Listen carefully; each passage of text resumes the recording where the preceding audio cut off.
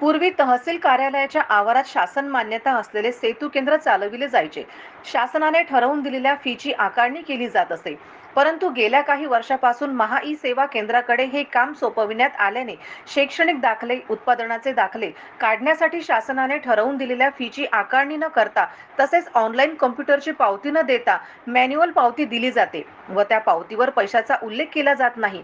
या गोष्टींच्या संदर्भात ग्राहक मंच सदस्य यांनी तहसील थोरात यांची भेट घेऊन सदरील उपहार त्यांच्या निदर्शनात आणून दिला। येणाऱ्या काही दिवसात शैक्षणिक वर्ष सुरू होईल, त्यासाठी विद्यार्थ्यांना शैक्षणिक कामासाठी विविध दाखले लागतात। त्यामुळे महा ई सेवा केंद्राच्या बाहेर शासनाने ठरवून दिलेल्या दाखल्यानुसार आकारणीचे रेट बोर्ड लावण्यात यावे व जे महा ई सेवा केंद्र चालक ग्राहकांची लूट करत असतील त्यांच्यावर कारवाई करावी, या आशयाचे निवेदन करण्यात आले। माझ्याकडे सर अशा तक्रारी आहेत की भरपूर लोकांच्या ई सेवा केंद्रावरती होणारी लूट आहे, यासाठी भरपूर लोकांच्या तक्रारी आल्या आणि मी स्वतः जाऊन बघितलं। तिथं बघितल्यानंतर प्रत्येक म्हणजे जे कस्टमरांकडनं ते अवाजवी पैसे घेतात।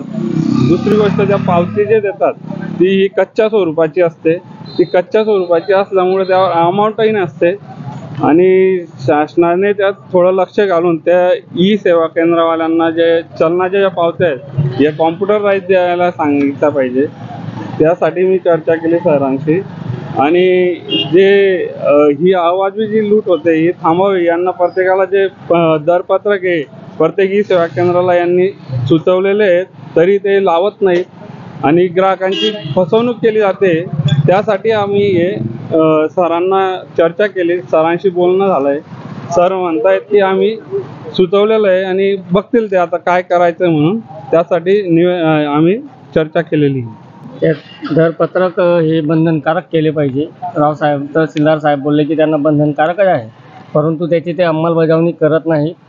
कोणत्याही महा ई सेवा सेतू केंद्रावर बाहेर कोणत्या दाखल्याचे किती रुपये घ्यायचे हे शासनाने ठरवून दिलेलं आहे, मात्र हे उत्पन्नाच्या दाखल्याचे 200 घेतात, डोमिसाईलचे 200 घेतात, कोणत्याही दाखल्याचे त्यांच्या मनाला पटेल तेवढे पैसे घेतात आणि पावतीवर लिहूनही देत नाहीत आणि ऑनलाईन पावतीही देत नाहीत ते। त्याच्यामुळे शासनाने याच्याकडे लक्ष द्यावं आणि दरपत्रक कंपल्सरी करावे, अन्यथा कारवाई करावी त्यांच्यावर। ही लूट थांबवावी, सर्वसामान्य जनतेची लूट होत आहे। ठळक घडामोडींसाठी देशोन्नती न्यूज चॅनलला सबस्क्राइब करा आणि बेल आयकॉन प्रेस करा। मुंबई, पुणे, नागपूर, मराठवाडा असो का विदर्भ, राजकीय, सामाजिक, शैक्षणिक क्षेत्र असो का क्रीडा, सर्वच घडामोडीचे विश्लेषण पाहायला विसरू नका। फक्त देशोन्नती न्यूजवर।